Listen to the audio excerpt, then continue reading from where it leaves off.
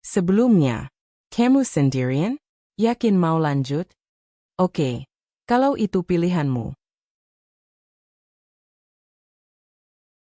Bayangannya menatap dari luar jendela saat malam gelap, berdiri diam di balik kaca yang berembun, seakan bukan lagi pantulan dirinya, melainkan sosok lain yang terjebak di luar.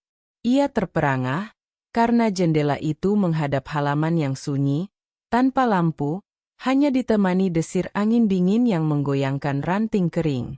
Namun jelas terlihat, sosok gelap dengan wajah samar menatap lurus kepadanya, mengikuti setiap gerakannya, bukan dengan refleksi alami, melainkan dengan kesadaran sendiri.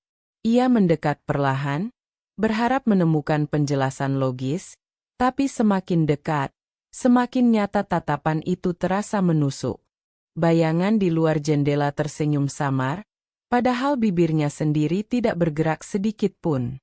Ia meraba kaca dengan tangan gemetar, dan pada detik itu, embun di permukaan bergetar, seperti ada napas dari sisi lain yang mendorong.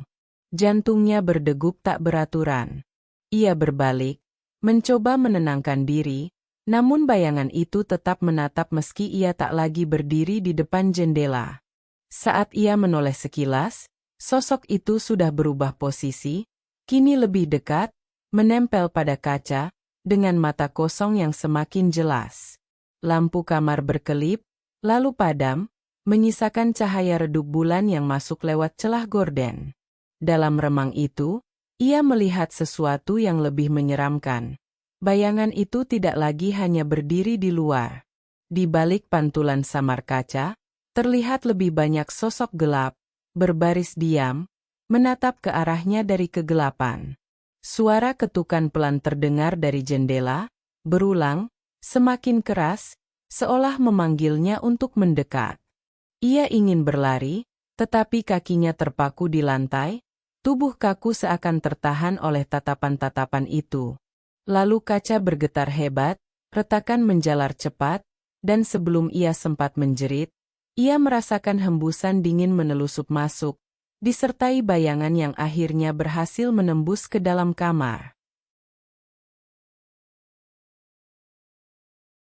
Kalau kisah horor ini berhasil bikin bulu kudukmu berdiri, jangan lupa like tanda jempol naik, komen balon ucapan, dan subscribe bell, siapa tahu ada cerita berikutnya yang lebih menakutkan.